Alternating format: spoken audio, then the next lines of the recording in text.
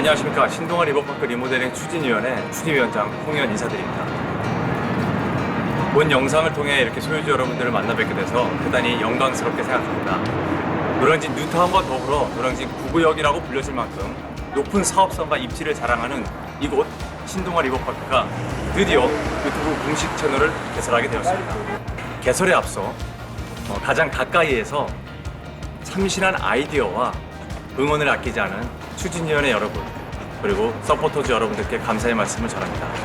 각 최고의 파트너인 세종, 지안, 건원, 미래세안, 대화감정평가법인, 법무법인 고원에 이르기까지 각 협력사들에게도 진심으로 감사의 말씀을 전합니다. 가장 주인공인 45% 초과 달성의 소유주 예비 조합원님들에게도 진심으로 감사의 말씀을 전합니다. 앞서 본 영상에서 노후화 및 부실 관리에 따른 사진과 3D 입체 영상은 다름 아닌 이곳 신동아 리버파크의 현재와 미래의 모습입니다. 불가능이 아닌 증축형 리모델링 사업을 통해 실현 가능한 모습이며, 물론 각 사업 단계마다의 심의와 인허가에 따라 조금씩 달라질 수 있다는 점 소유주 여러분 양지하시기 바랍니다. 주거 환경 개선에 따른 리모델링 사업은 신동아 리버파크의 삶의 질과 자산 가치를 한층 더 높여줄 것입니다. 단지 내 무질서하게 주차된 차량들은 모두 지하화될 것이며, 어른들과 아이들은 지금보다 더 안전하게 다닐 수 있도록 공원의 녹지화가 조성될 것입니다. 뿐만 아니라 최신식 커뮤니티 시설을 통해 삶의 질과 풍요로움을 만끽할 수 있게 될 것입니다. 잠시 뒤를 보시겠습니다. 위쪽에는 리모델링을 찬성하는 입장과 아래쪽에는 리모델링을 반대하는 입장이 공존하고 있습니다. 재개발, 재건축뿐만 아니라 모든 리모델링 단지에 흔히 있는 일입니다. 같은 입주민으로서 이분들의 의견 공감하고 물론 존중합니다. 아시다시피 높은 용적률로 재건축이 불가하고 10년을 더 기다려도 과연 안전진단을 통과할 수 있을지에 대한 막연한 기대감, 더불어 재건축 규제인 기부채납, 임대주택 의무화, 재건축 초과 이익 환수제, 플러스 높은 분담금까지 내면서 과연 필요성을 느낄 수 있을까요? 어떤 사업이 신동아 리버파크 입주민들에게 실익으로 돌아갈 수 있을지에 대해 저희 추진위원회에서는 많은 고민과 회의 끝에 리모델링 주택 사업을 추진하게 되었습니다. 자, 그럼 여러분, 리모델링 사업을 통해 과연 우리 신동아 리버파크가 어떻게 변화되는지에 대해 한번 만나보시겠습니다. 안녕하십니까. 건축 설계를 맡고 있는 건원건축의 형성태 소장입니다. 네, 안녕하십니까. 컨소시엄으로 건축 설계를 같이 하고 있는 지안건축 종합건축사무소의 대표를 맡고 있는 박세희 건축사입니다. 저희가 지난 10월에 놀이터에서 설명회를 가진 바 있습니다. 그리고 자주 찾아뵙고 설명을 드렸어야 되는데 코로나로 인해서 설명을 못 드린 점 송구스럽게 생각합니다. 이번에야 저희가 동영상으로 여러분들께 설명회를 할 수 있는 기회를 가지게 되었습니다. 오늘 동영상으로나마 설명회를 들으시고 좀 더 우리 신동아 리버파크에 대한 리모델링에 대한 이해를 더 높이시고, 혹시나 궁금한 점이 있으시면 조합사무실로 찾아오시면 좀 더 자세하게 설명드리도록 하겠습니다. 그러면 지금부터 슬라이드를 보면서 신동아 리버파크 리모델링 계획안을 설명드리도록 하겠습니다.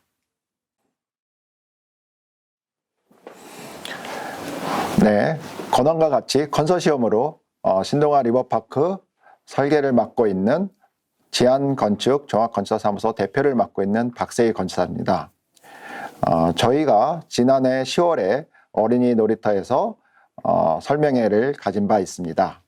그리고 자주 여러분들을 찾아뵙고 설명회를 드렸어야 되는데 코로나 상황으로 자주 설명회를 가지지 못한 점 송구스럽게 생각합니다. 오늘은 동영상으로나마 여러분들께 설계안을 설명드리고자 합니다.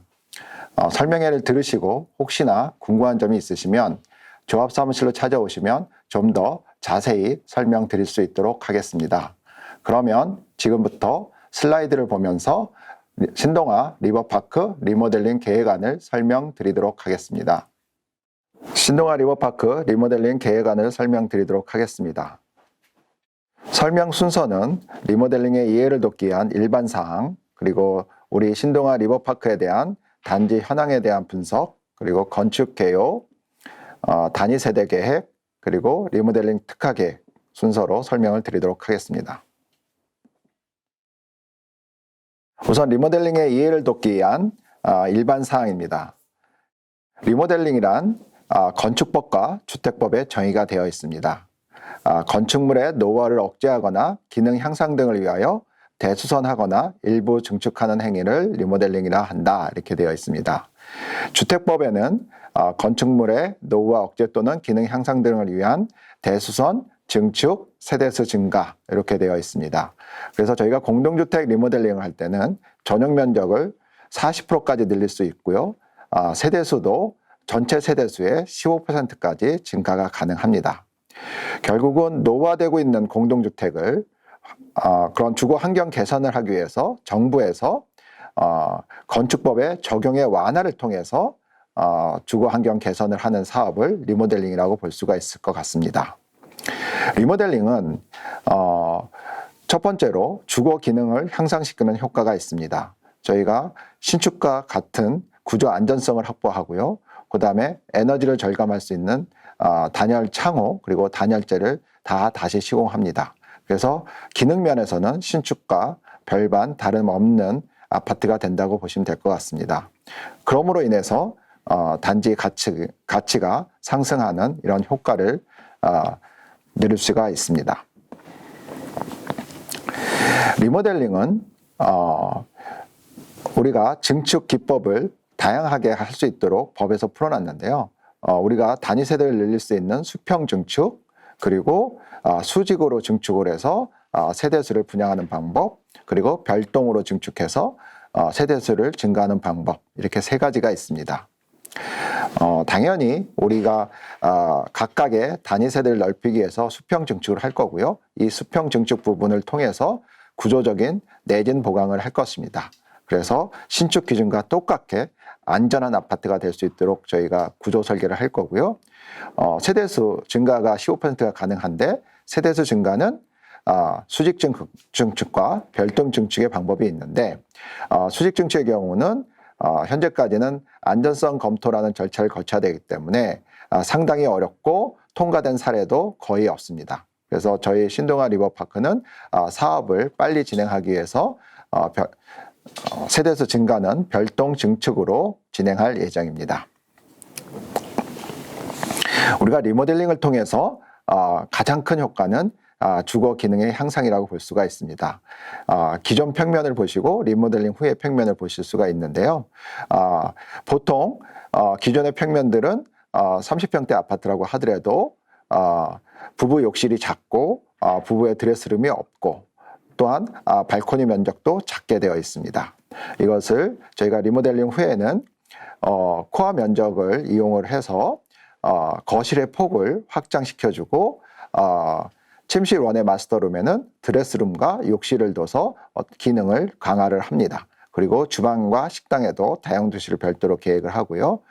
뒤쪽은 침실원과 침실투 그리고 다용도로 쓸 수 있는 알파룸을 보통 제공을 합니다. 이렇게 함으로써 주거 가치가 높게 될 수 있도록 저희가 설계를 하고 있습니다. 다음은 저희가 리모델링과 재건축을 좀 비교하면서 왜 우리 신동아 리버파크는 리모델링을 해야 하는가를 잠깐 설명드리도록 하겠습니다. 저희 아파트는 준공연도가 2001년입니다. 2001년이다 보니 재건축은 우리가 안전진단 할 수 있는 노후 연도가 최소 30년입니다. 그러니까 저희 아파트는 31년이 돼야 안전진단을 신청할 수 있고 또한 그 안전진단에서 D등급 이하를 받아야 정비구역으로 지정이 될 수가 있습니다. 최근 사례를 보면 30년 돼서 안전진단을 통과한 사례는 거의 없고 40년 이상 돼야 D등급 정도를 받고 있습니다. 그래서 우리는 연한으로서도 많이 기다려야 되는 부분이 있고요. 그리고 현재 용적률이 324%입니다. 서울에 지금 재건축 용적률을 풀어주는 한도가 상한 용적률이 250%입니다. 그러니까 저희가 벌써 서울시의 재건축 용적률을 초과하고 있기 때문에 이런 사업적인 부분에서도 재건축은 아주 열악합니다.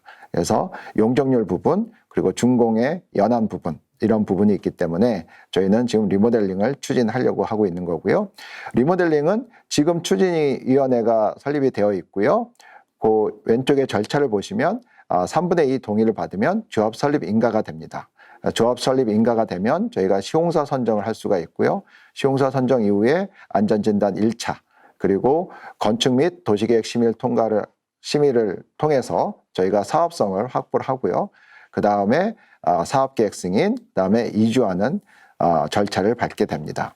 그래서 보통 저희가 추진위에서 이주까지 빠른 단지는 3년 아니면 늦어도 5년 내에는 보통 이주를 시작합니다. 그래서 저희 단지는 작년부터 시작을 했으니까 빠르면 2024년에 이주가 가능할 것으로 봅니다. 하지만 재건축은 준공연도로부터 30년이 된 2031년 이후에야 안전진단이 신청할 수 있고 그 안전진단을 통과해야 정비구역 지정이 가능한 사업이 됩니다. 정비구역 지정되고도 보통 10년에서 15년 이상이 걸리기 때문에 입주하는 시기는 2040년 이후가 되지 않을까 싶습니다. 이걸 좀 도표로 보여드리는데요. 저희는 리모델링은 2021년 지금 작년 이제 추진이 시작한 시점으로 봤을 때 착공을 이주를 2024년 빠르면 준공을 27년 정도에 재입주가 가능하지 않을까 이렇게 좀 흐름을 봤고요. 재건축은 2031년에 안전진단 신청을 가능하지만 안전진단 통과가 어떻게 될지 모르고 통과돼서 정비구역이 지정된다 하면 이후 한 15년 최소 15년 기간이 걸릴 것으로 예상이 되고 그렇게 되면 2046년에야 준공이 되지 않을까 이렇게 싶습니다. 그래서 사업적인 1차, 용적률에 대한 1차 문제 그리고 이런 연한의 문제 이런 문제 때문에 저희 신동아 리버파크는 리모델링이 훨씬 사업성도 좋고 사업 속도도 빠를 수 있다 이렇게 판단이 됩니다. 다음은 리모델링 활성화하려는 지속적인 정책의 변화입니다. 저희가 88 올림픽 이후에 90년대 중반 후반에 수도권에 인구가 집중하면서 저희가 용적률을 많이 완화를 해줬습니다. 우리 신동아 리버파크도 그 당시에 허가를 받아서 지은 아파트로 용적률을 상당히 많이 완화를 해준 상태입니다. 그래서 재건축으로는 사업성이 없고요. 그래서 이 90년대 중후반에 그 용적률을 풀어준 아파트에 대해서는 당분간은 리모델링으로 지속적인 지원이 필요하다고 정부는 판단을 하고 있습니다. 그래서 2001년 리모델링 개념을 도입한 이후에 지금 2013년까지 계속 리모델링은 완화하는 추세로 정책 변화가 있습니다. 그래서 하루라도 빨리 우리는 이런 리모델링의 완화 정책을 쓰고 있을 때 리모델링 사업을 진행해야 되지 않을까 싶습니다. 다음은 단지 현황 분석을 좀 말씀드리겠습니다. 단지 현황에 대해서는 여러분들이 더 잘 알고 계시겠지만 이렇게 위에서 하늘에서 본 조감도의 모습입니다. 저희 아파트는 대형 단지고요. 한강 조망이 가능한 아파트입니다. 그리고 1호선과 9호선이 지나가고 있어서 교통이 편리한 역세권이 있고요. 그리고 다음 페이지를 보시면 저희의 주변에 미래 가치를 볼 수 있는 그림인데요. 주변에 그 장승배기역으로 우리가 서부선 경전철이 개통 예정에 있고요. 그리고 노량진 3구역, 4구역, 뉴타운 지금 개발지구가 지정이 되어 있습니다. 그래서 뉴타운 형성이 되고 장승배기역 서부선 경정철이 개통이 되고 그리고 우리 신동아 리버파크마저 리모델링을 통해서 새로운 아파트 단지로 탄생한다면 우리 신동아 리버파크는 단주 가치가 아주 많이 상승할 것으로 예상이 됩니다. 단지 개요 말씀드리겠습니다. 저희는 지금 1696세대고요. 12층에서 28층으로 되어 있습니다. 용적률이 지금 현재 324.31%입니다. 90년대 후반 저희가 용적률을 많이 풀어줄 때 지금 용적률을 획득해서 사업을 진행한 단지로 예상이 되고요. 그러므로 인해서 지금은 오히려 새로운 재건축이 어렵다 이렇게 판단되는 용적률입니다. 다음은 리모델링 후의 모습을 그린 조감도입니다. 저희가 전체적으로는 아파트의 주동에 있어서는 좀 모던한 스타일을 저희가 디자인을 했고요. 단지 위에 주차장은 다 지하로 계획을 했습니다. 그래서 단지는 모든 공간이 조경 공간이 될 것이고, 저희가 단지가 워낙 크기 때문에 단지 순환형 산책로를 계획을 할 예정입니다. 단지 산책로만 도르셔도 상당한 운동을 할 수 있는 그런 코스가 될 수 있을 것 같고요.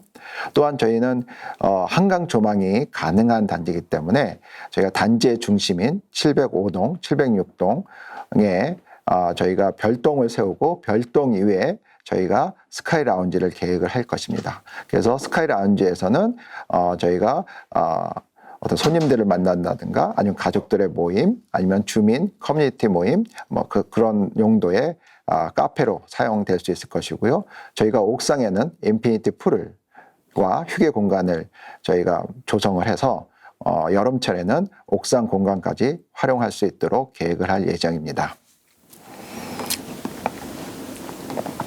네, 그러면 리모델링 계획에 들어가서 건축 개요 부분 설명드리도록 하겠습니다. 건축 개요 보시면요, 제가 리모델링 전, 리모델링 후 이렇게 모습을 볼 수가 있는데 이 중에 용적률을 보시면 리모델링 전에 324%고요. 리모델링 후에 468%입니다. 3종 일반 주거 지역이 지금 용적률이 300%가 되어 있고요. 법적으로 공동주택에 있어서는 250%, 임대주택을 지을 경우 지금 300%까지는 완화해주고 있습니다. 468%는 거의 주상복합을 짓는 준주거의 용적률이라고 볼 수 있습니다. 그래서 저희가 이런 리모델링의 완화 정책에 힘입어 심의를 통과할 수 있다면 상당한 사업성이 나오는 용적률이라고 볼 수가 있습니다.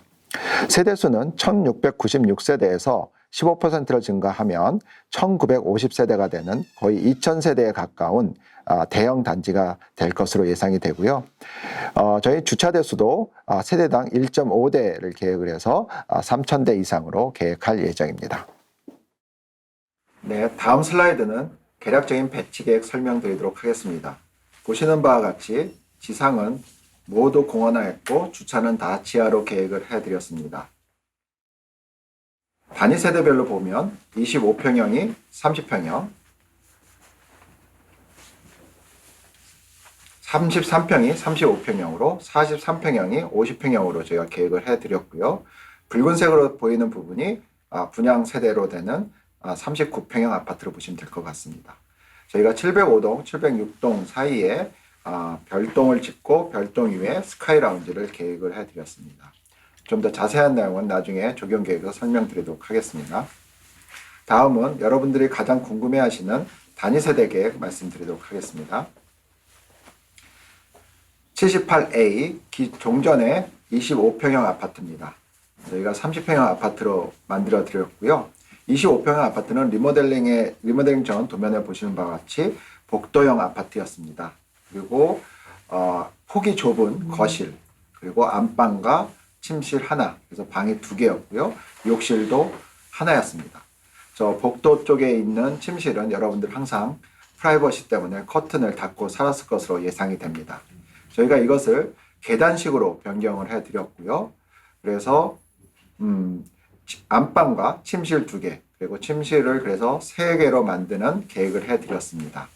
그래서 현관으로 입체 그림에서 보면 현관으로 들어오시면 현관에 수납 공간 넉넉히 드렸고요. 들어오시면 주방과 식당 그리고 거실 이렇게 거실, 식당, 주방 LDK 방식으로 개방감 있는 형식으로 저희가 계획을 해드렸고, 안방으로 들어가시면 안방과 그리고 드레스룸 그리고 욕실 이렇게 마스터 베드룸을 좀 기능을 많이 강화를 했습니다. 그리고 뒤쪽으로 가시면 공용 욕실이 있고 뒤쪽에 침실 2개가 계획이 되어 있습니다. 그래서 전체적으로 침실 3개, 그리고 계단실형이기 때문에 각각의 프라이버시 확보, 그리고 거실폭을 지금보다는 훨씬 더 확장을 한 부분, 이런 부분이 특장점이라고 보시면 될 것 같습니다. 101A, 변경정 전용 면적 84.88제곱미터를 변경 후 101.86제곱미터로 16.98제곱미터 증가시켜 드렸습니다. 그래서 종전에는 33평형으로 불렸고요. 아마 리모델링 후에는 39평형으로 불릴 것입니다. 리모델링 전의 평면을 보시면 엘리베이터가 남쪽에 있고 계단이 북쪽에 있는데, 저희가 지하를 새롭게 주차하고 계획을 하고 엘리베이터가 주차장에 직접 연결하기 위해서 저희가 엘리베이터를 뒤쪽으로 계획을 해드렸습니다. 그리고 엘리베이터 있는 부분을 안방을 옆으로 옮겨서 거실폭을 그만큼 더 확장을 해드렸습니다.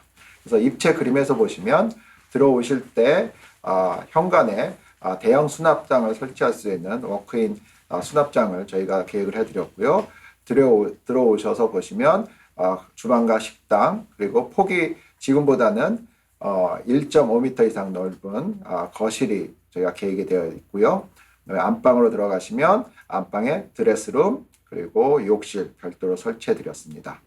그리고 뒤쪽으로 가시면 공용 욕실, 그리고 방 옆에 2개, 그리고 가족의 커뮤니티 공간이나 다양한 또는 홈오피스나 다양한 목적에 따라 활용할 수 있는 멀티룸을 계획을 해드렸습니다.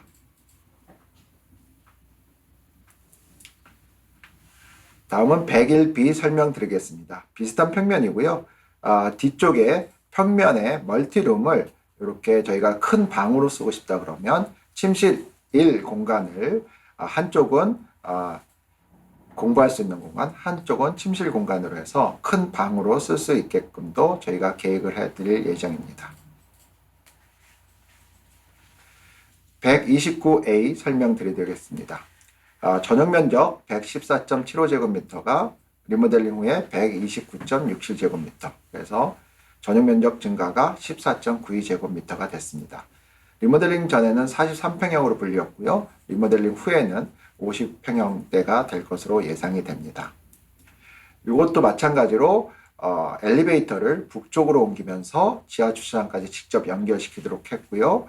그 엘리베이터 있던 자리를 안방을 옆으로 옮기면서 거실폭을 지금보다는 1.5m 이상 확장을 해드렸습니다. 입체도에서 보시면 현관에서 들어오시면 양쪽으로 저희가 대형 수납장을 설치를 해드렸고요. 들어오시면 주방, 식당, 거실 이렇게 LDK 방식으로 개방감 있는 우리가 공용 공간을 계획을 해드렸고, 거실 옆에 서재 겸 또는 침실로 사용할 수 있는 침실 3를 계획을 해드렸고, 안방으로 들어오시면 넉넉한 드레스룸과 그리고 욕실 이렇게 해서 메스터룸 기능을 강화했습니다. 뒤쪽으로 가면 침실 2와 침실 1 양쪽에 침실을 계획해 드렸고, 중간에 여러 가지 기능으로 맞게 활용할 수 있는 멀티룸을 계획을 해 드렸습니다. 다음은 129B 타입입니다. 저희가 50평형대 아파트는 법적으로 세대를 분리해서 임대가 가능합니다. 그래서 임대 수익 창출이 가능하고요. 뒤쪽에 저희가 하늘색으로 칠해진 부분이 임대 수익이 가능할수록 세대 분리해서 계획을 해드린 겁니다. 현관에 들어오시면 현관이 주인 세대와 임대 세대가 따로따로 분리가 되어 있고요. 임대 세대에 가면 거실과 침실 공간, 그리고 주방 공간 이렇게 계획을 해드렸습니다. 임대 세대 면적의 실사용 면적은 31.52제곱미터고요. 전용은 22.89제곱미터입니다. 이 정도면 오피스텔의 15평형 오피스텔의 비슷한 면적이 될 것으로 예상이 됩니다. 그래서 주변에 15평형 아파트, 15평형 오피스텔에 맞먹는 그런 임대료 수익이 창출되지 않을까 싶습니다. 다음은 저희가 또 단위 세대에 대해서 고민하고 있는 부분이 저희 아파트 단지는 고층으로 올라갈수록 한강 조망이 가능하다는 부분입니다. 그래서 저희가 한강 조망이 가능한 층에 대해서는 좀 더 특화 계획을 할 예정으로 있고요. 그래서 한강 조망이 가능한 세대에 대해서는 북쪽에 있는 창을 창을 크게 한다든가 아니면 간이 발코니를 만들어서 직접 나가서 한강 조망이 가능할 수 있도록 저희가 계획을 할 예정입니다. 다음은 리모델링 특화 계획 설명드리도록 하겠습니다. 첫 번째 적용 계획 부분입니다. 저희는 대형 단지로서 지상이 다 공원화된다 하면 엄청난 대형 공원과 같은 아파트가 될 것이고요. 저희는 이 외부 공간을 입체적으로 계획을 해서 다양한 공간을 제공할 예정입니다. 그래서 수공간을 줘서 한강의 바람을 그대로 단지 안에 끌어들인다든가 아니면 선컨을 활용해서 주민 커뮤니티설을 저희가 계획을 할 거고요. 그리고 정말 자연과 똑같은 진경 산수원 같은 것을 계획을 해드릴 것입니다. 그리고 저희가 장점이 주변 산책로를 통해서 운동이 가능하기 때문에 그 산책로 주변에다가 피트니스 정원이라든가 텃밭 정원 등을 저희가 계획을 해서 실버 세대들이 운동을 하거나 아니면 텃밭을 가꿀 수 있는 그런 공간들을 계획할 예정입니다. 또 우리 신동아 리버파크의 큰 장점입니다. 고층으로 오면 한강 조망이 되기 때문에 저희가 고층 위에 스카이 커뮤니티를 계획을 할 거고요. 이 스카이 커뮤니티에서는 한강을 조망하면서 어떤 가족과의 만남이라든가 아니면 손님들이 왔을 때의 만남 또는 더 가능하다면 조식 뷔페까지 제공할 수 있는 그런 시설로 계획을 할 예정입니다. 저희 스카이 스테이션은 1층은 저희가 31층쯤에 계획을 할 예정을 하고 있는데요. 31층에는 스카이 라운지 기능을 가질 수 있어서 자녀분들이 여기서 공부한다든가 아니면 손님과 커피를 마신다든가 이런 공간으로 저희가 계획할 예정이고요. 옥상 공간은 저희가 여름에 저희가 휴게 공간이나 수영장, 인피니티 풀을 계획을 해서 여름철에는 저희가 한강을 조명하면서 어떤 힐링을 가질 수 있는 그런 공간을 계획할 예정입니다. 그리고 여러 가지 이제 부대시설 계획은 여러분들이 조합이 설립되면 좀 더 논의해 가면서 저희가 계획을 할 예정이고요.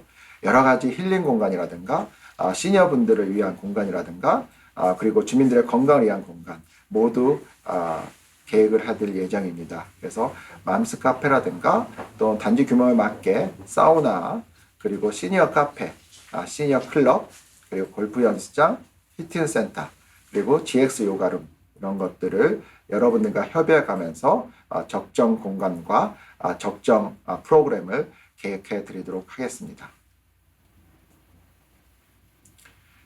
네, 저희가 예시로 저희가 지하에다가 썬컨으로 해서 주민 커뮤니티를 계획한 그림이고요. 우선은 저희가 인도어 골프 연습장, 피트니스 센터, 요가, GX룸, 그리고 사우나 이렇게 계획을 해드렸습니다.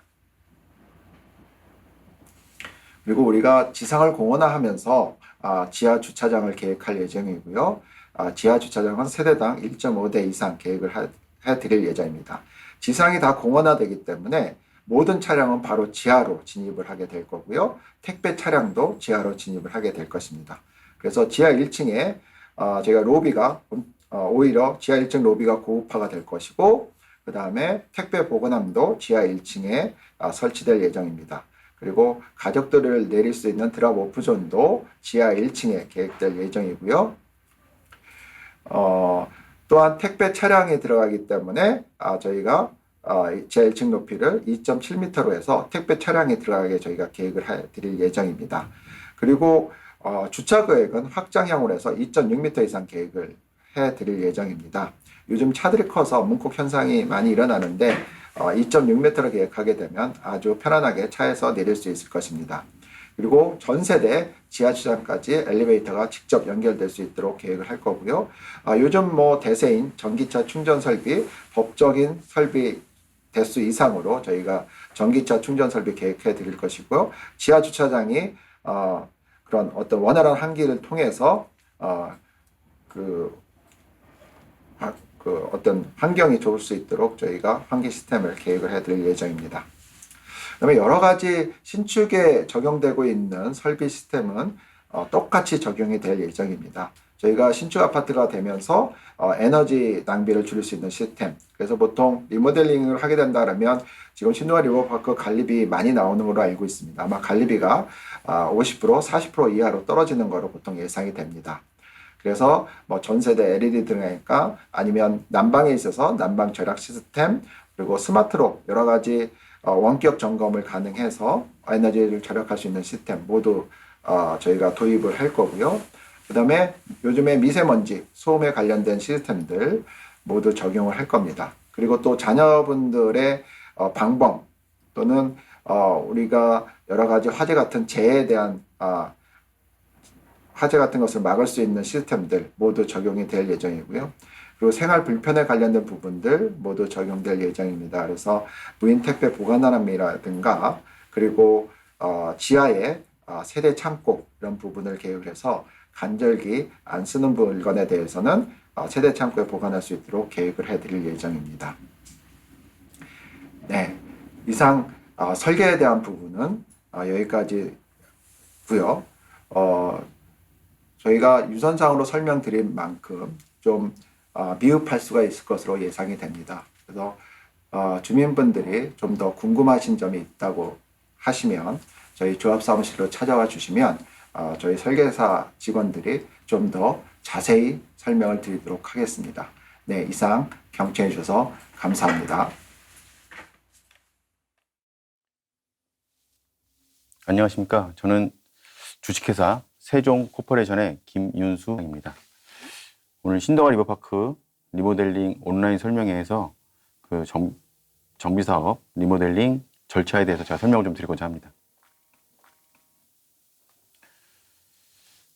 총 4개의 카테고리로 해가지고 첫 번째 리모델링 사업의 이해, 두 번째 신도아 리버파크 리모델링 사업 추진 일정, 그리고 세 번째 리모델링 사업 결의 및 조합 설립 동의서 서식에 대한 안내, 그리고 네 번째 간략하게 회사 소개를 진행하도록 하겠습니다. 먼저 리모델링이 뭔지에 대해서 말씀드리겠습니다. 리모델링이란 건축물의 노후화를 억제하거나 기능 향상 등을 위해서 대수선하거나 건축물의 일부를 증축 또는 개축하는 행위를 리모델링이라고 합니다. 리모델링은 신축 재건축하고 달리 기존 건축물을 허물지 않고 보존하면서 사용 중인 건물의 물리적 성능을 유지하는 한편 사회적 성능을 개선시키는 활동을 포괄적으로 포함하고 있습니다.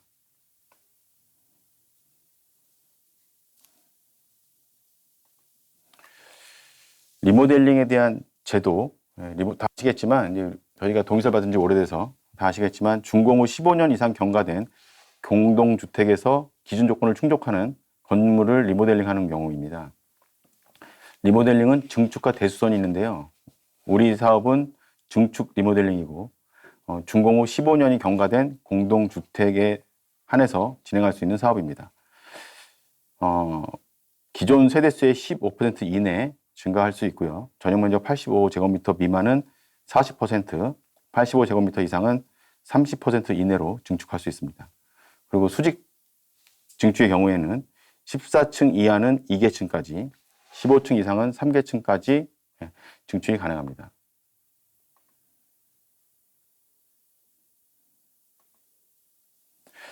증축형 리모델링의 이해가 한 페이지 만들었는데요. 수직 증축과 수평 증축. 수직 증축은 아파트 위로 증축하는 방식이고요. 14계층 이하로 되어 있는 아파트는 최대 2계층까지, 그리고 15층 이상의 아파트는 최대 3계층까지 수직으로 증축할 수 있고, 수평 증축이라 함은 아파트 앞, 뒤나 옆으로 증축하는 방식입니다. 앞에서 말씀드린 바와 같이 85제곱미터 미만 아파트의 경우에는 전용 면적 40% 이내, 85제곱미터 이상의 경우에는 전용 면적 30% 이내에서 증축할 수 있습니다. 리모델링의 필요성입니다. 준공 후 15년, 20년이 된 시점에서 본격적으로 발생하는데, 이 경우에 대부분의 아파트에서 리모델링이 필요하다 느끼는 부분은 사실 뭐 구조체 시설물 안전성이 좀 떨어진다라는 걱정도 하시고, 그리고 내진 성능에 대한 불안감, 그리고 또 가장 많이 불편하신 게 주차 공간, 녹지 공간 부족인데요. 우리 아파트는 사실 주차 공간 부족보다는 지하 주차장까지 엘리베이터가 직접 내려가지 않는 불편함이 있습니다. 그래서 그런 부분에 대해서 사실 리모델링의 필요성을 많이 생각하고 계시고요. 아파트가 노후화되다 보니까 아파트 안에 각종 배관들이 다 녹이 슬어서 그런 이유로도 주민분들은 리모델링을 필요하다 생각하고 계십니다.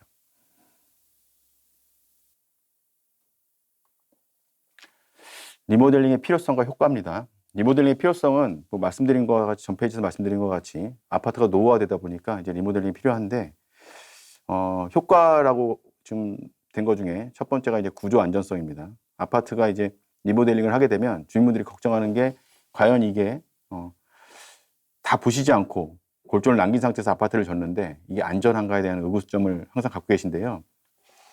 현행 구조 기준을 확보해서 내진 성능을 다 보강해서 리모델링 허가가 납니다. 그래서 현행 내진 성능까지 다 보강해서 아파트를 짓기 때문에 구조 안전성이 확보가 됩니다. 그리고 주거 기능이 향상되고 에너지가 절감되고 사회 경제적인 비용이 절감됩니다. 사실 이 외에 다른 또 큰 효과가 있는데 사실 주민들의 자산 가치의 증가가 또 생깁니다. 계략적인 사업 절차입니다. 지금 조합 설립을 위해서 좀 동의서를 받고 있습니다. 조합 설립 동의 요건은 전체 구분 소유자의 3분의 2 이상의 결의 및 각동 구분 소유자 50% 이상의 결의가 필요합니다. 동의서를 충족하게 되면 조합 설립이 되고 그 다음에 시공사 선정, 1차 안전진단, 건축심의, 권리변동 계획 수립, 그 다음에 리모델링 허가, 그리고 분담금 확정, 이주 철거, 착공 이렇게 절차가 순서대로 진행됩니다. 그러면 그거에 대한 예상 기간 말씀드리겠습니다. 건축 계획부터라고 지금 예상 기간을 잡았는데 조합 설립 인가 이후 일정입니다. 건축 계획부터 앞서 말씀드린 모든 절차를 다 진행하는데 지금 뭐 1차 안전진단 6개월, 지구 단위 계획 8개월 이렇게 막 잡아왔습니다. 그래서 착공까지 약 3년 정도 사업을 빨리 진행하면 3년 정도 사업을 성공시킬 수 있습니다. 리모델링과 재건축의 비교입니다. 리모델링 사업. 먼저 재건축 사업은 평균 10년 정도 걸린다고 지금 저희 표에 작성이 돼 있는데 이 10년이라는 의미가 성공한 사업장의 기준입니다. 따라서 현재 진행하고 있는 사업장은 10년 동안 조합 설립을 하고 건축 심의를 하고 사업 시행인가만 진행하면서 아직 2주도 막 가지 못한 현장이 아주 많습니다.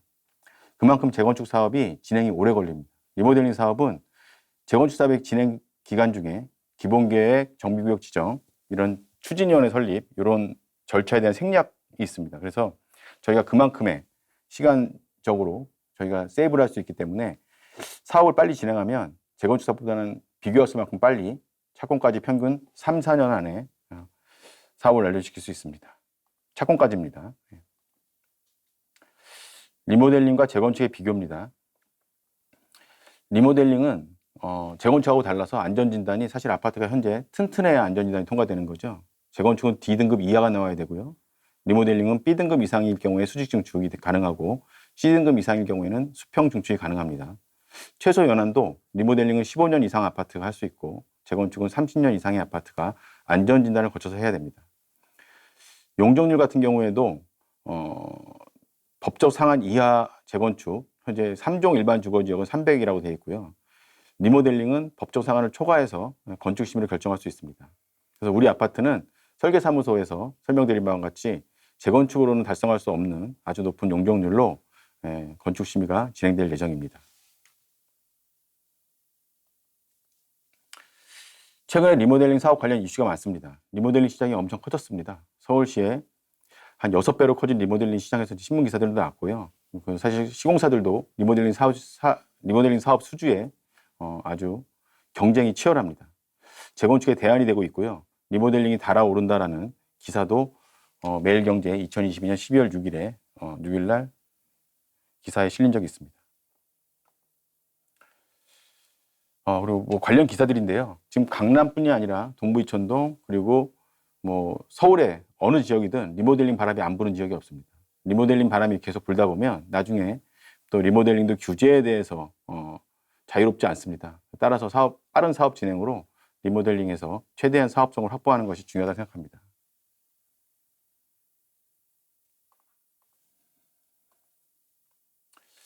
신동아 리버파크에 대한 관련 기사도 신문에 상당수 실렸었습니다. 그래서 우리 단지가 대단지고 위치적으로 상당히 좋기 때문에 시공사들의 관심도 많고 각종 언론도 많은 관심을 표현하고 있습니다. 리모델링 성공 사례입니다. 지금 사용 승인을 보면 2010년, 2012년, 2014년에 나와 있는데요. 과거에 증축형 리모델링은 아니지만 리모델링을 통해서 아파트를 신축하고 리모델링으로 신축하고 나중에 그만큼의 재산 가치가 있는지를 확인해 봤을 때 옆에 재건축 아파트와 거의 동일한 지금 매매가가 형성되고 있는 아파트들이고요. 이게 리모델링 성공 사례로 실어봤습니다. 현재 리모델링 추진 현황입니다. 너무 많습니다. 수도권 리모델링 추진 단지만 해도 93개라고 되어 있는데요. 이것도 저희가 조사한 기간부터 지금까지 또 진행이 많이 되어 있기 때문에 지금은 아마 100개를 훨씬 넘는 현장들이 리모델링을 추진하고 있는 거로 예상하고 있습니다. 리모델링 추진되는 현장들이 이렇게 많아지면 리모델링 사업에 대해서 인허가 진행을 할 때 나중에 서울시도 마찬가지고 구토부도 마찬가지고 리모델링 사업에서 계속 이렇게 특혜다라는 소리를 들을 만큼 좋은 사업성을 가지고 있는 리모델링 단지에 대해서 규제가 분명히 들어올 수 있습니다. 따라서 저희가 빠르게 사업을 진행해서 그런 규제를 좀 피하는 것이 여러분 전체의 사업성을 높일 수 있는 방안이라고 생각합니다. 일정에 대해서 좀 말씀드리겠습니다. 주민설명회부터 창립총회까지 예정 아닙니다. 전체 주민설명회를 2021년 10월 10일 날 완료를 했고요. 동의서 진구를 현재 진행 중입니다. 그래서 저희가 올 여름까지 해서 동의서 진구를 좀 마치고 올 2022년 8월에 추진위원회를 통해서 선거관리위원회를 구성하고 이제 창립총회 체제로 좀 넘어가자라는 게 저희의 계획이고요. 그렇게 되면 2022년 10월에 창립총회가 예정되고 올해 안에 기다리시던 조합 설립 인가를 이룰 수 있습니다. 조합 설립 인가한 이후에는 이사회의나 대의원회를 통해서 시공자 선정에 대한 입찰을 진행할 거고요. 가장 먼저 할 일이 조합 설립 인가 이후에 시공사를 선정합니다. 시공사를 선정하면 저희가 추진위원회에 선정됐던 정비업체와 설계사무소랑 같이 건축심의 준비를 위한 도면에 대한 협의를 진지하게 진행을 할 거고요. 시공사 설계팀까지 합류해서 정말 지금보다 훨씬 더 좋은 안으로 여러분들한테 설명드리고 여러분들 의견 최대한 들어서 건축심의를 진행할 수 있도록 할 겁니다. 리모델링 주택 조합의 설립 요건입니다. 다들 아시겠지만 주택단지 전체 구분 소유자의 3분의 2 이상의 동의가 필요하고요. 동별 구분 소유자의 과반수 이상의 동의가 필요합니다. 그리고 결의 방법은 여러분들한테 안내됐던 리모델링 사업 결의 및 조합 설립 동의서에 자필 서명, 지장 날인 그리고 신분증 4번을 제출해 주시면 결의가 완료됩니다. 리모델링 조합 설립 동의서 작성 방법이고요. 그림에서 보시는 바와 같이 파란색 테두리로 표시되어 있는 부분을 여러분들이 기재를 해주시면 되고 소유자 인적사항이라고 해서 성명, 생년월일, 주소, 연락처가 있는데요. 요거는 본인이 꼭 기재를 해주시고 그 2번 소유주택 구분 소유권 현황은 여러분들이 기재해 주셔도 되고 정확한 기재가 어려운 경우에는 공란으로 제출하시면 저희가 작성하도록 하겠습니다. 그리고 다음 페이지 보시면 자필 서명하고 지장 날인하는 그런 빈칸이 있는데요. 위에 보시면 조합 규약에 대한 동의가 있고 아래 보시면 사업 결의 및 조합 설립 동의가 있습니다. 두 군데 동의에 모두 성명 기재 후 자필 서명하시고 또 아래 지장 날인하시고 신분증을 복사해서 4번을 첨부해서 제출하시면 됩니다. 대표 소유자 선임 동의서입니다. 한 분이 집을 한 채를 보통 갖고 계신데 어떤 분들은 한 채에 여러 분이 공유를 하고 있거나 이런 경우 공동으로 명의가 돼 있거나 하는 분들이 계십니다. 그런 경우에 그 두 분이나 세 분, 네 분이 될 수도 있지만 그런 분들의 대표 한 분이 동의서를 제출해 주시고요. 그 대표자는 다른 분들의 동의를 얻어서 이분이 대표 소유자라는 것을 동의서로 제출해 주셔야 됩니다. 그래서 대표 소유자 선임 동의서는 소유권 현황 그리고 대표자 선임, 공유자 위임자 현황 모두 다 기재하셔서 제출해 주시면 됩니다. 조합 설립 동의서는 추진위원회 사무실로 직접 방문해서 제출하시면 되고요.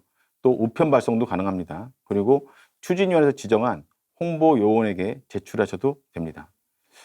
추진위원 사무실 다들 아시겠지만 동작구 상도동 183-13번지 명진 빌딩 4층에 위치하고 있습니다. 7호선 장승배기역 2번 및 3번 출구에서 도보로 2분 거리에 있습니다. 저희 신동아 리버파크 아파트에서는 도보로 오시면 한 10분 정도 소요됩니다. 약도고요. 참고하셔서 추진위 사무실 오셔서 제출 부탁드리겠습니다. 계략적인 추정 분담금의 산출 근거에 대해서 설명드리고 이후에 여러분들이 궁금한 분담금에 대해서 설명드리도록 하겠습니다. 계략적인 추정 분담금 산출을 위해서 주변의 시세를 파악해 봤습니다. 상도 파크자이는 총 471세대인데요. 현재 평당 5,162만 원 정도에 거래되고 있고요. 우리 신동아 리버파크는 지금 세대수가 거의 4배에 육박한데 1,696세대, 평당가가 3,564만 원으로 좀 저평가되어 있습니다. 추정 분담금 산출에 대한 근거입니다. 비례율이라고 하면 여러분들이 사업을 추진할 때 조합의 총 수입에서 조합의 총 지출을 빼고 그 여러분의 평가 금액으로 그걸 나눠서 비율화 시킨 겁니다. 어떤 의미냐면 사업성을 분석할 때 분담금도 발생하게 되는데 이 분담금이라는 게 여러분 평가된 금액에서 비례율을 곱한 권리가액을 기준으로 해서 분담금이 얼마다 결정되는데 이 비례율은 사업성입니다. 사업성. 여러분들한테 감정평가 기준의 금액 곱하기 1점 몇을 할 건지 0점 몇을 할 건지를 정해주는 숫자고요. 이거는 사업비가 수익이 좀 생긴 금액을 조합원 여러분들한테 비례대로 해서 배분한 금액을 환산해서 비례율로 정한 겁니다. 사실 어려운 기준은 아닌데 이해하기 힘들 수도 있지만 저희가 요거 기준으로 해서 평가사님한테 다 검증받아서 분담금을 작성한 예시를 좀 보도록 하겠습니다. 아래표 보시면요. 리모델링 전에 25평형이 리모델링 후에 30평형으로 됩니다. 5평 정도가 늘어나고 평당 공사비 570만 원일 때 분담금은 1억 5,900, 약 1억 6천 정도 되죠. 약. 그러면 맨 오른쪽 표에 보시면 종전자산 예산액이라고 해서 25평형이 9억 6,500만 원 정도 됩니다. 그러면 여러분들이 집을 지금 매매하면 하는 가격을 얼마라고 판단하기 그렇지만 종전자산 예산액에다가 이 평당 공사비를 더한 이 금액을 더했으면 11억 정도 여러분들 출자하셨다고 생각을 하시면 될 것 같고요. 이렇게 생각하시면은 여러분들이 동의하는 데 더 쉽을 것 같습니다. 리모델링 전에 25평형이고 리모델링 후에 30평형입니다.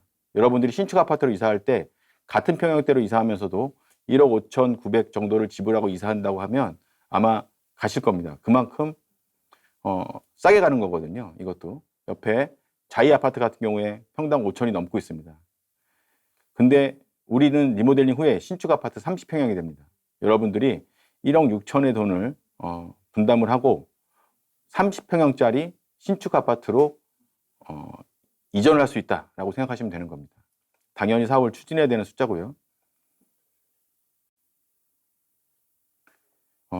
아래 43평형에서 50평형도 예를 말씀드리면 44평형 아파트에서 신축 43평형을 이동하려고 하셔도 신축 아파트로 갈 경우에 한 2억 원 정도를 추가해서 신축 아파트로 가기는 힘듭니다. 근데 저희는 2억 원을 투자하면 50평짜리 신축 아파트로 이전해 드립니다. 그만큼 사업성이 좋고 우리 구역이 사실 위치도 좋기 때문에 나중에 분양가도 적지 않게 책정할 수 있을 거라고 생각합니다. 간단하게 회사 소개를 좀 하고요. 질의응답을 좀 정리한 게 있는데 그거 설명드리고 마치도록 하겠습니다. 저희 회사는 이제 주식회사 세종코퍼레이션이고요. 리모델링 그리고 재개발, 재건축 전문 회사입니다. 저희 회사의 슬로건이 아름다운 도시 창조, 약속을 지키는 기업입니다. 오늘 제가 드리는 말씀 그리고 사업을 어떻게 진행하겠다는 약속 여러분들께 꼭 지키도록 하겠습니다. 2003년도에 법인이 설립됐고요. 지금 20년 동안 법인을 운영하면서 리모델링 관련해서 뿐만 아니라 재개발, 재건축, 정비사업, 도시계획 다 포함해서 거의 국내에서 손가락 안에 드는 다섯 손가락 안에 드는 정비업체라고 생각하고요. 리모델링 관련 분야에 한해서는 저희 회사가 수주 실적이 단연코 1위입니다. 저희 회사가 갖고 있는 노하우를 신동아 리버파크에 모두 담아서 사업을 성공적으로 마치는데 일조하도록 하겠습니다. 저희 회사의 그 리모델링 실적이 서울시에만 현재 17,000세대 이상을 수주해서 지금 업무를 진행하고 있습니다. 안녕하십니까. 신동아 리버파크 아파트 리모델링 감정평가업체로 선정된 미래상 감정평가법인의 윤병구 감정평가사입니다. 네, 반갑습니다. 네, 안녕하세요. 저는 대화감정평가법인의 신상우 평가사입니다. 반갑습니다. 저희는 그 조합이 설립되시고 나면 향후 종전자산평가, 종우자산평가 등을 저희가 이제 평가를 하게 되어 있는데요. 그때 주민 여러분들이 공정하고 형평성 있게 평가를 받으시게 돼서 자산 증식을 이루시고 성공적인 리모델링 사업단지가 되도록 최선을 다해서 돕도록 하겠습니다. 감사합니다.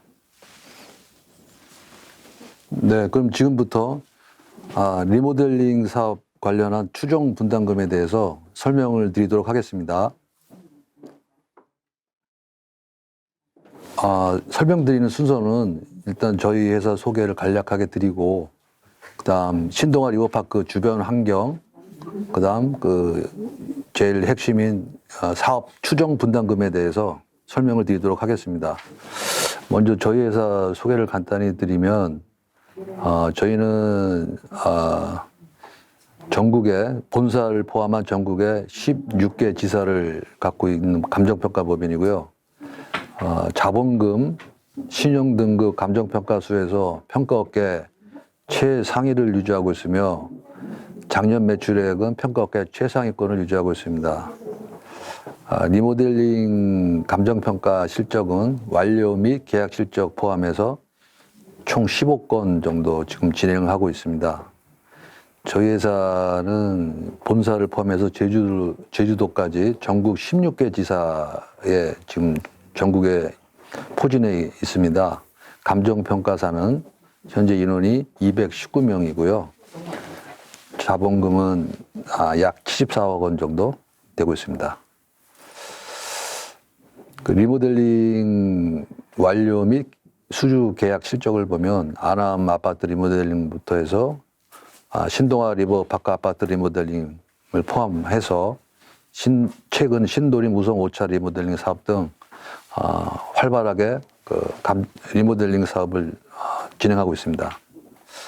다음은 신동아 리버파크 아파트의 주변 환경을 설명을 드리도록 하겠습니다.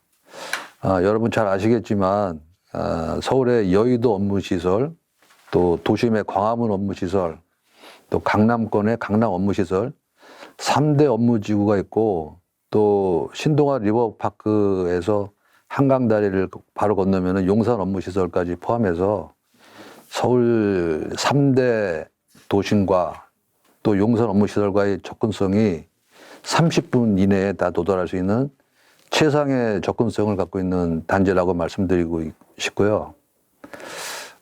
지금 그 노량진역이 1호선, 9호선이 가고 있고 장승배역이 7호선 지나고 있습니다.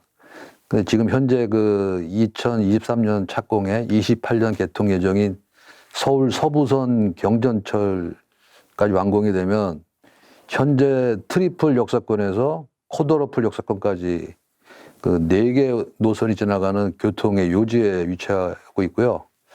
또 인근에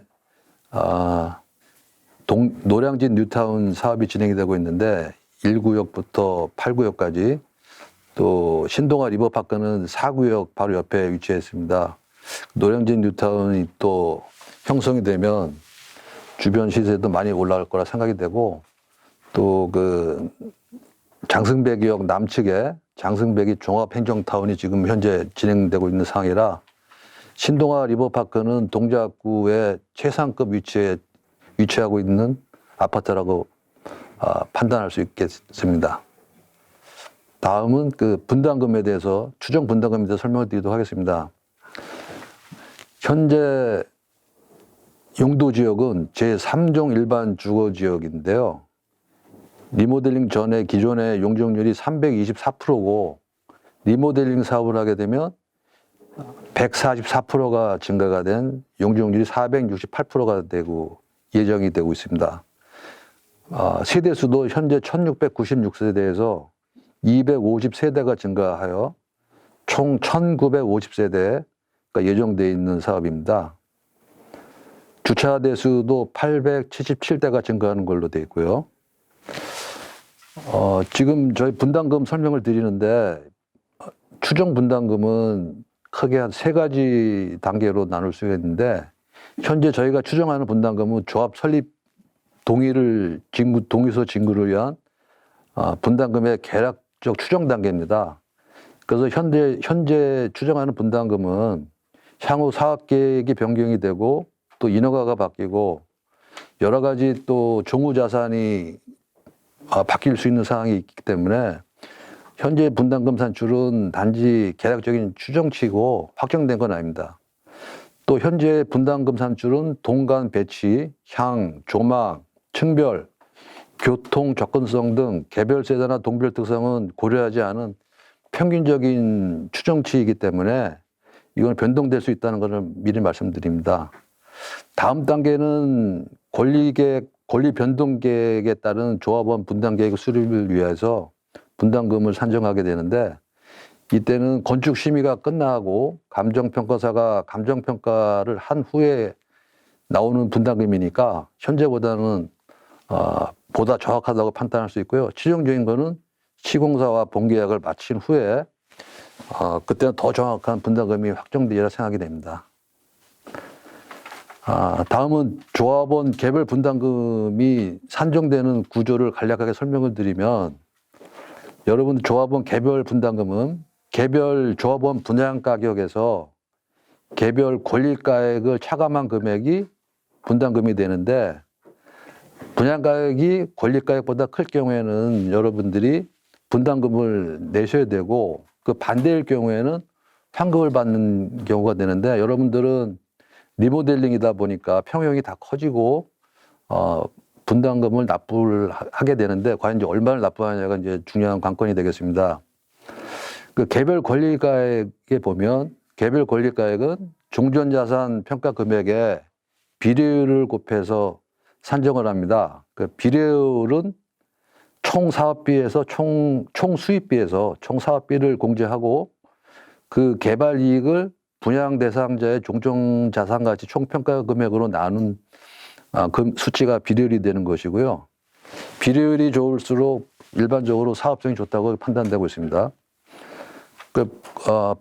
신동아 리버파크 아파트의 분담금을 산정하면서 저희가 평당 공사비를 지금 확정된 게 아니다 보니까 직접 공사비를 평당 550만 원, 570만 원, 590만 원, 이 3가지 경우의 수로 산정을 해서 총 수입비는 총 수입비하고 종전 자산 가치는 동일하지만 총 사업비가 바뀌면서 여러분들의 추정되는 분담금이 바뀔 수 있는 것입니다. 그래서 저희가 산정하기로는 공사비를 550만 원, 570만 원, 590만 원으로 이렇게 시나리오를 산정해서 추정을 해봤습니다. 다음은 신동아 리버파크 아파트의 주변 시세입니다. 본 아파트 인근에 가장 최근에 준공한 게 상도역의 롯데캐슬이고요. 2021년 2월에 준공을 하고 총 950세대입니다. 여기는 평당가가 5천만 원에서 5,258만 원, 최근 시세 기준입니다. 상도역 롯데캐슬이 있고 그 인근에 또 상도 이편한 세상 노빌리티, 이 단지는 2018년 12월에 준공을 하였으며 총 893세대입니다. 또 인근에 상도 파크자이, 상도 2차 두산이부, 힐스테이트 상도 프레스티지가 있고 조금 멀리 가면은 흑석동에 아크로 리버하임, 롯데캐슬 에듀포레, 이런 단지들이 있는데 이런 단지들 주변 시세를 종합적으로 고려하여서 신동아 리버파크 아파트의 분담금을 산정을 하였습니다. 네, 다음은 리모델링 전후 자산가치 비교 및 평형별 추정 예상 분담금에 대해서 말씀드리도록 하겠습니다. 평당 공사비를 550만 원, 570만 원, 590만 원으로 나누어서 시뮬레이션을 해보았습니다. 리모델링 전에 25평형 가지신 조합원분들은 리모델링 후에 30평형으로 확장이 되고요. 33평형은 39평형, 43평형은 50평형으로 확장이 되는 사업입니다.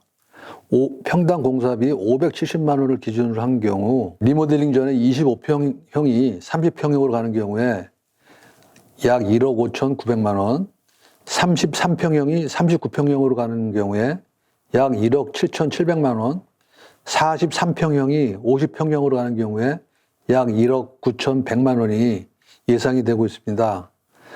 위에 조합원 분담금은 계략적인 추정액이며 조합 설립 인가 이후 인허가 및 또한 시공사 선정 과정에서 변동될 수 있습니다.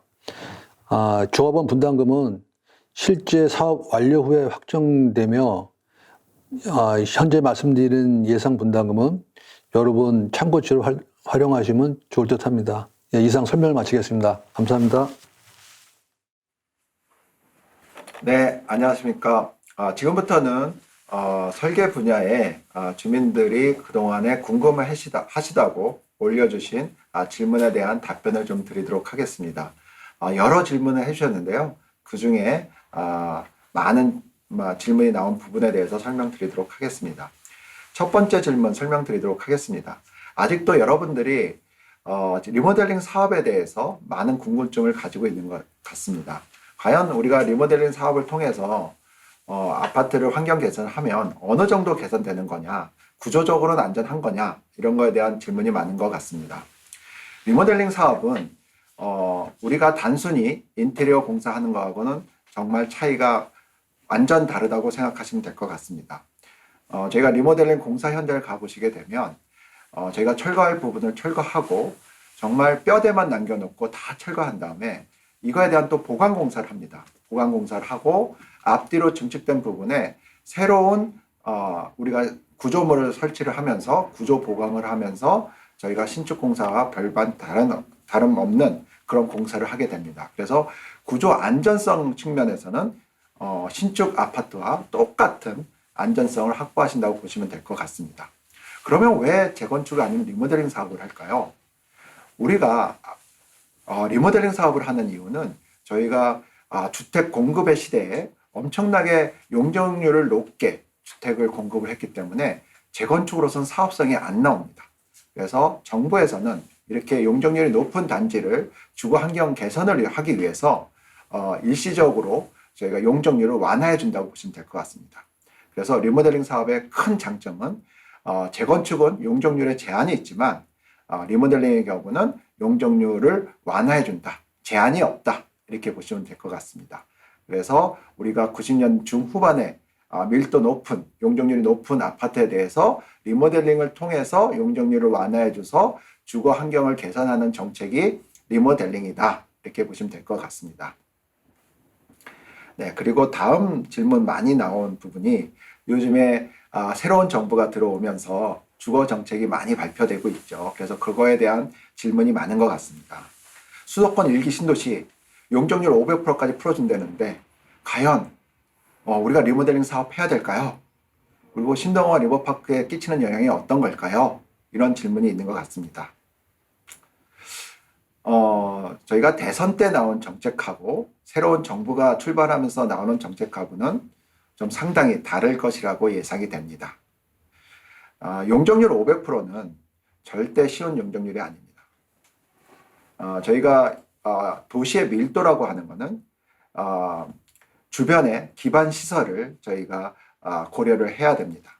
그래서 도로의 교통망이나 상하수도, 학교 이런 것들을 고려해야 되는데 저희가 용적률을 500%까지 풀어주게 된다면 이러한 도시적 인프라 시설들이 엄청 악화될 수가 있습니다. 그래서 용적률을 쉽게 500%까지는 올릴 수가 없고요.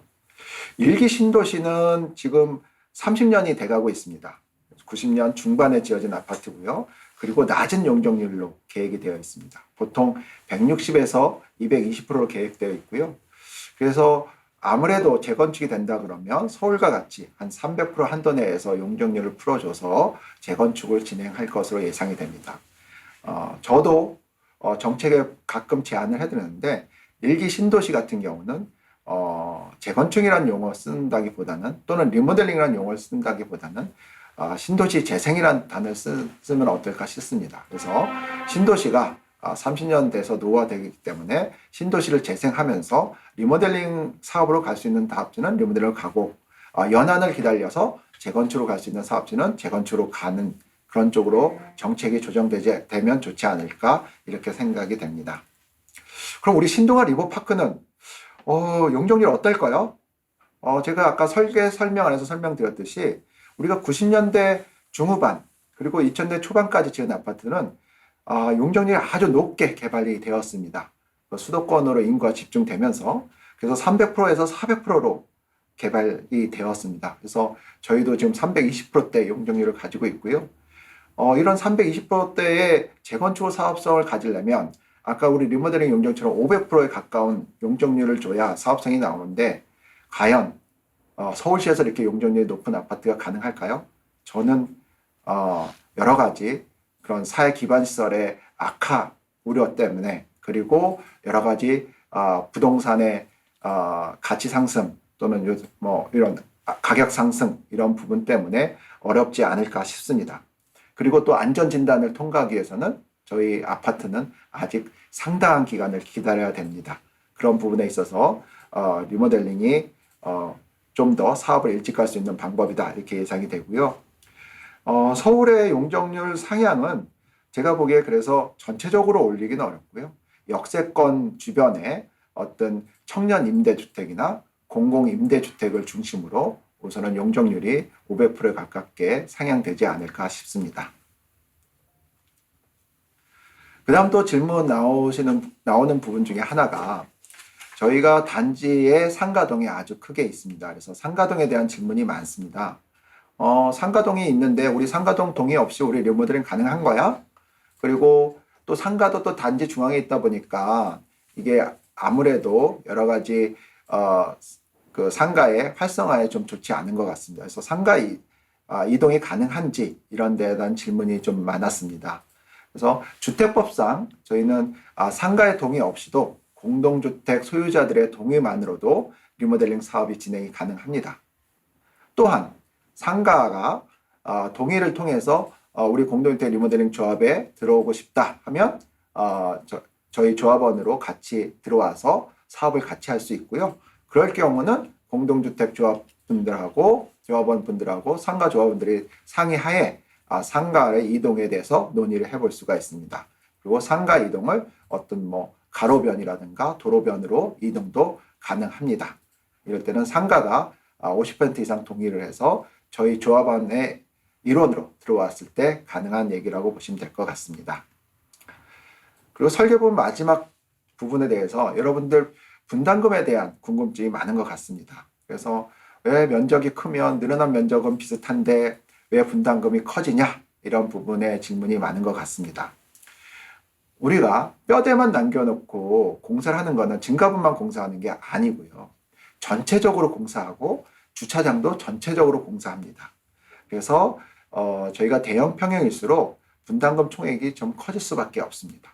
그리고 공동주택의 면적 배분은 법률에 따라서 전용 면적의 비율대로 나눠지게 되어 있습니다. 그래서 우리가 주거 공용 면적 그리고 주민들이 공동으로 쓰이는 부대시설 면적, 주차장 면적이 다 전용 면적 비율대로 배분을 하게 되어 있습니다. 그래서 그것을 이제 계약 면적이라고 하고요. 그 계약 면적이 커지는 만큼 공사비가 커지고 분담금이 커질 수밖에 없습니다. 하지만 저희가 설명회에서 지금 안내드린 분담금은 추정치에 불과하고요. 저희가 인허가후 최종 설계가 나오면 저희가 간평사를 뽑아서 간평법인을 뽑아서 이 간평법인들이 종전 평가, 종호 평가를 통해서 여기에 대한 종호 평가가 올라간 비율대로 우리가 어떤 사업을 투자할 때는 투자 수익이 난 만큼 분담금을 내는 게 합당하지 않습니까? 그래서 간평도 우리가 비례율이라는 걸 구하는데요. 비례율이라고 하는 거는 종전평가, 종호평가를 해서 그 아파트가 가치 상승한 비율만큼 저희가 분담금을 내게 되어 있습니다. 그래서 저희가 인허가 후에 그런 간평법인이 들어와서 합리적으로 계산을 하면 좀 더 자세한 분담금이 나올 것으로 예상이 됩니다.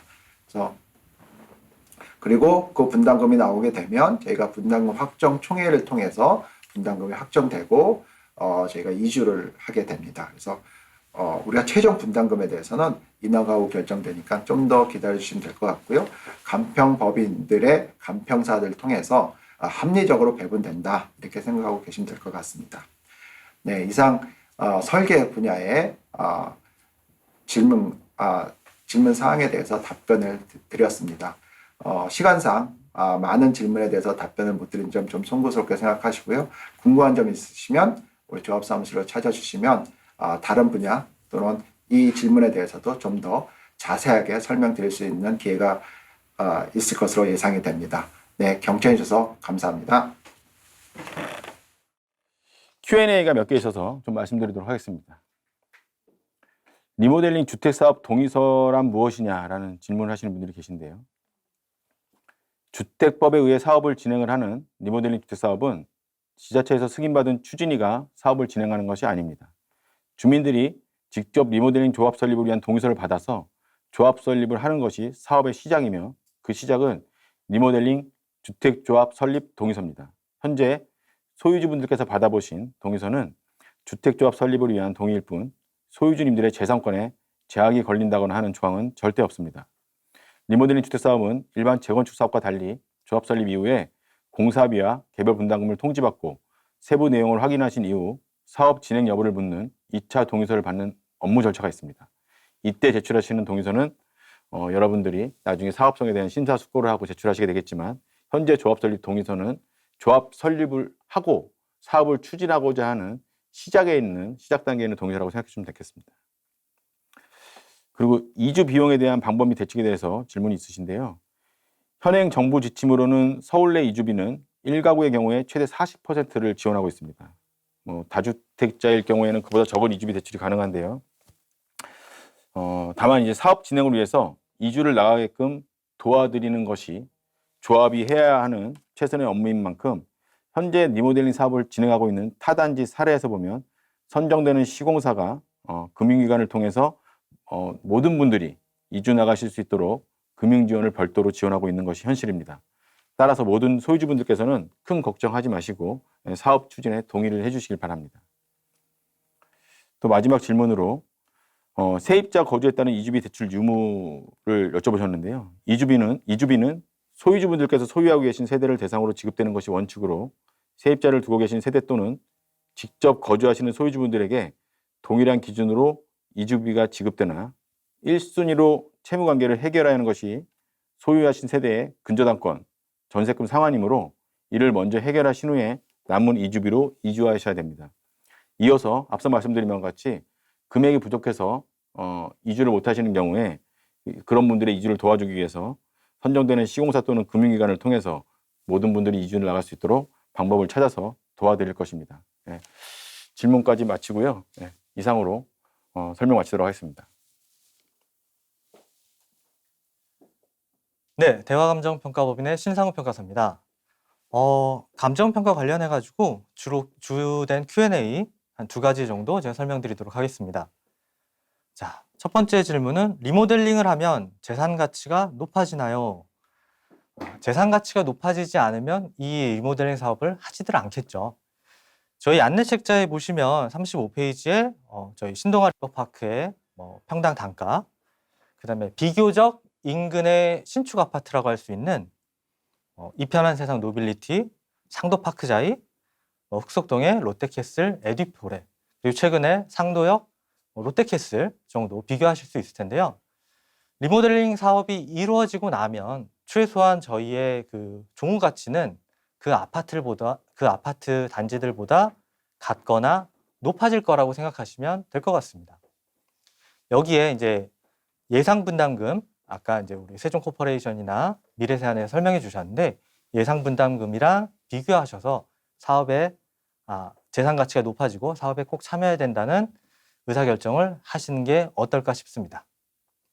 자, 두 번째 질문 보시면 리모델링 사업 호재로 최근 매수의 인테리어 공사 후 그렇게 되면 이제 종전평가에 반영하는지 이 질문이 또 있으시더라고요. 저희가 그 종전자산 평가는 나중에 조합이 설립되시고 나서 그 행위 허가일이나 사업계획 승인 신청일을 기준으로 종전자산 평가를 하게 됩니다. 만약 새로 매수를 하셔가지고 이 행위 허가일 이전에 리모델링 사업을 하셨다라고 하면 당연히 저희가 반영을 해드립니다. 예를 들어서 801호와 901호가 있을 때 동일한 컨디션이라고 하면 801호가 901호보다 가격이 높지는 않겠죠. 하지만 801호에서 최근에 매수를 하시면서 1억 원 이상의 리모델링 비용을 투자하셔서 인테리어 공사를 하셨다라고 하면 저희가 향후 종전자산 가치를 평가할 때는 아마 801호가 901호보다 높게 평가되지 않을까 싶습니다. 자, 감정 관련해 가지고 답변은 Q&A는 이 정도에서 마치도록 하겠습니다. 감사합니다. 안녕하십니까. 법무법인 고원의 김수환 파트너 변호사입니다.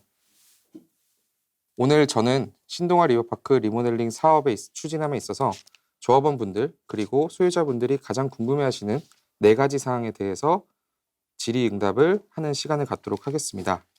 네, 첫 번째 질문입니다. 매몰 비용을 전체 조합원이 부담하게 되는지입니다. 매몰 비용이란 리모델링이 각종 사유로 사업을 완료하지 못한 경우에 해산 당시까지 발생한 채무 및 비용 일체를 말합니다. 미지급 용역비 같은 것들이 이제 그 예로 들 수 있는데요.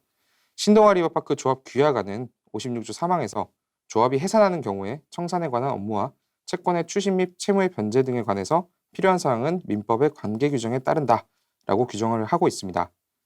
이에 관해서 대법원은 매몰 비용은 조합원, 그러니까 재개발 정비사업 조합원에게 부담시킬 수 없다라고 한 차례 판시를 한 바 있습니다. 그 근거로는 민법상 사단법인에 관한 규정은 법인과 별개의 법적 주체인 사원들, 즉 조합원들에게 채무를 부담하도록 하고 있지 않다라고 판단한 것입니다. 따라서 현재까지의 판례로서는 매몰 비용을 조합원들에게 부담시킬 수 없다는 것이 현재 판례의 입장이라고 보시면 될 것 같습니다. 두 번째 질의이십니다. 상가 동의와 별개로 리모델링 사업을 추진할 수 있는지에 관해서입니다. 일단 상가 동의는 도시정비법상 재건축의 경우와 주택법상 리모델링 사업의 경우를 나누어 살펴볼 필요가 있습니다. 우선 도정법상 재건축의 경우에는 주택단지 내 각 동별 구분 소유자 과반수 동의가 필요하고 이 각 동에는 복리시설이 원칙적으로 포함이 됩니다. 따라서 예외적으로 상가 재척을 하기 위해서는 조합 설립 인가 전 토지 분할 소송이 필요합니다. 다만 원칙적으로는 이제 주택단지 내 각 동, 복리시설을 포함한 각 동별 구분 소유자의 과반수 동의가 필요하므로 상가도 당연히 포함이 된다고 보시면 됩니다. 반면에 주택법상 리모델링 사업의 경우에는 주택단지 내 각 동별 구분 소유자 및 의결권의 각 50% 이상 동의가 필요하다는 점은 같습니다. 다만 주택법 시행령 별표 4에는 리모델링을 하지 않는 복리시설 등의 소유자는 동의 비율 산정에서 제외한다라고 규정을 하고 있습니다. 이에 관해서 서울행정법원 2019 구합 65511 판결은 복리시설을 제외한 리모델링 허가, 즉 리모델링 행위 허가가 가능하다라고 판시하고 이 판결은 확정이 되었습니다. 법원은 그 근거로 주택법 시행령이 복리시설인 상가를 제외한 주택단지 전체를 리모델링하는 경우 공동주택 리모델링의 행위 허가가 가능하도록 규정하고 있다는 점, 두 번째로는 증축형 리모델링의 경우에도 상가의 토지 지분에 관한 권리 변동은 발생하지 않는다는 점을 들고 있습니다.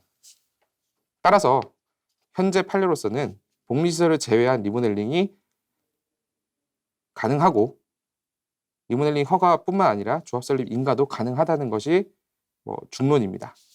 세 번째 질의입니다. 창립 총회 이후 조합 규약을 변경할 수 있는지에 관해서입니다. 당연히 조합 규약은 조합원들 사이의 계약이고 이 계약은 조합원들 사이의 총의 결의로서 언제든지 변경이 가능합니다. 신동아 리버파크 조합 규약안도 조합원 과반 출석 그리고 출석 조합원 과반 찬성으로 규약이 변경될 수 있음을 명시하고 있습니다. 주택법과 시행령, 그 시행규칙 역시 조합원 비용 부담 시기, 절차, 그리고 사업 종결 후의 청산 절차에 관한 중요 사항의 경우에는 총회 결의로서 조합 규약의 변경이 가능하다고 규정하고 있습니다. 현재 신동아 리버파크 조합 규약안 35조 제5항에 따른 그 채무 인수에 관한 규정 역시 조합 창립 총회 이후 총회 결의로서 언제든지 변경이 가능하고 폐지가 가능하다는 점을 다시 한번 말씀드립니다. 네 번째 질의입니다. 청산금, 부과금 등에 대한 비용 납부 의무에 관한 조합 규약안에 관한 해석의 문제입니다. 가장 많이들 물어보시는 조합 규약안 10조 1항 4호의 의미입니다. 10조 1항 4호는 청산금, 부과금과 이에 대한 연체료 및 지연손실금 등의 비용 납부 의무가 있다는 점을 규정하고 있습니다. 이 중 청산금은 사업 완료 후에 청산으로 발생하는 분담금입니다. 아까 앞서 말씀드린 매몰 비용과는 구별되는 사업이 됐을 때 전제를 한 청산으로 발생하는 분담금을 말씀드립니다. 두 번째 부과금은 사업 시행을 위한 분담금이라고 보시면 됩니다. 그리고 이러한 청산금과 부과금은 다른 조합원들과의 형평에 있어서 당연히 납부를 해야 될 의무가 있고 그 납부하지 않았을 때 이제 지연손실금, 연체료를 당연히 부과할 수 있다고 보는 것이 일반적인 견해입니다. 그리고 조합이 정한 기간 내에 이주하는 것이 중요하고 그리고 리모델링 계약을 체결하는 것이 중요합니다. 조합은 이제 설립 인가 이후에 사업계획 승인을 받아서 이주를 시작할 건데요. 이주를 시작하게 되면 이주 기간에 이주하지 않는 일부 조합원들로 인해서 손해가 발생할 수 있습니다. 그런 손해를 이제 예방하기 위해서 이런 규정을 두고 있는 것입니다. 이상 신동아 리버파크 리모델링 사업의 질의응답 시간을 마치도록 하겠습니다. 감사합니다. 소유주 여러분들의 이해를 돕기 위해 각 분야별 협력사들의 자세한 설명을 마쳤습니다. 어떻게 많은 도움이 되셨는지요? 여러분, 변화의 첫 시작은 참여라고 생각합니다. 아직은 때가 아니다. 시기가 이르다. 상황을 좀 더 지켜보겠다라고 말씀하시는 소유주분들께서 간혹 계십니다. 분명한 것은 점점 관리비는 증가하고 있다는 것입니다. 22년차 노후화로 인해 어딘지도 모를 각종 누수와 설비적 마모로 인해 수선 유지비와 관리 수선 충당금은 매해 매달 급등하고 있습니다. 결국 신동아 리버파크가 아파하고 있다는 것입니다. 이렇듯 건축물도 사람의 몸과 같습니다. 사람의 몸도 건강검진을 통해 질병으로부터 예방하고 치료하듯 노후화된 건축물도 구조 보강과 구조 검토를 통해 증축형 리모델링을 시작해야만 합니다. 왜 그토록 우리가 리모델링 사업을 추진해야 되는지 이 영상을 보시는 소유주 여러분들께서는 한 번쯤 함께 고민해 봐 주시길 부탁드리겠습니다. 자, 여러분, 성공적인 신동아 리버파크 리모델링 사업을 위해 더 많은 참여, 적극적인 행동을 부탁드리겠습니다. 더 자세한 사항은 저희 추진인 사무실로 연락 주시면 친절하게 성심성의껏 답변 드리도록 하겠습니다. 여러분의 참여를 기다리겠습니다. 감사합니다.